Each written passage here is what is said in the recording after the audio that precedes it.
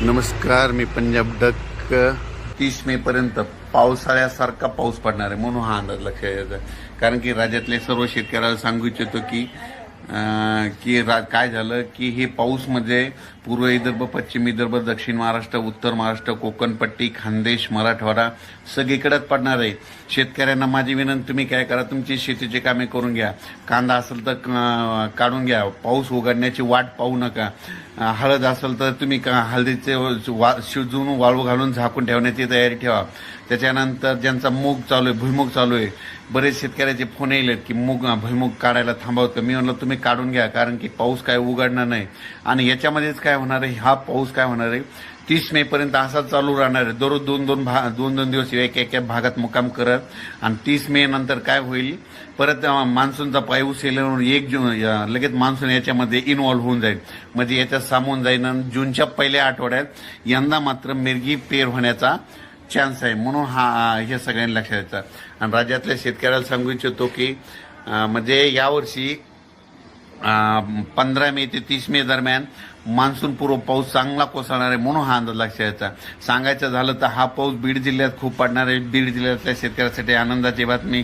त्याच्यानंतर बीड जिल्हा, धाराशिव जिल्हा, लातूर जिल्हा, सातारा, सांगली, सोलापूर, कोल्हापूर, नगर, पुणे, नाशिक, पुन्हा नंदुरबार, धुळे, जळगाव, बुलढाणा, अमरावती, अकोला, वर्धा, नागपूर, भंडारा, गोंदिया, चंद्रपूर, त्याच्यानंतर परभणी, यवतमाळ, वाशिम, हिंगोली, बीड, जालना, संभाजीनगर, म्हणजे सांगायचं झालं सगळीकडे पाऊस पडणार आहे, म्हणून हा अंदाज लक्षात ठेवा.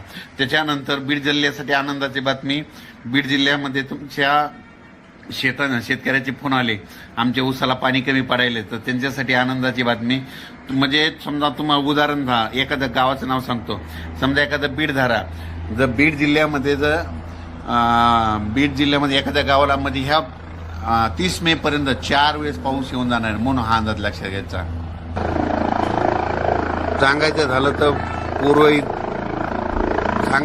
तर पूर्व विदर्भ, पश्चिम विदर्भ, दक्षिण महाराष्ट्र, उत्तर महाराष्ट्र, कोकणपट्टी, खानदेश, मराठवाडा सगळीकडेच हा पाऊस पडणार आहे, म्हणून हा अंदाज लक्षात घ्यायचा. राज्यातल्या सर्व शेतकऱ्याला सांगू इच्छितो की तुम्ही काय करा, शेतीची कामे, ऊसवाल्या शेतकऱ्यासाठी आनंदाची बातमी. तुमच्या ऊसाला या 30 मे पर्यंत तुमच्या ऊसामध्ये 4 वेळेस पाणी साचल सऱ्यामध्ये, म्हणजे 4 वेळेस तुमच्या ऊसाच्या सऱ्यामध्ये पाणी साचल, म्हणून तुमच्यासाठी आनंदाची बातमी. ज्यांचा म्हणजे खास करून ज्यांचा ऊस असेल तर तेव्हा सांगतो की तुम्ही नांगरून खतं देऊन घ्या, कारण की पावसाळ्यासारखा पाऊस पडणार आहे, म्हणून हा अंदाज लक्षात यायचा.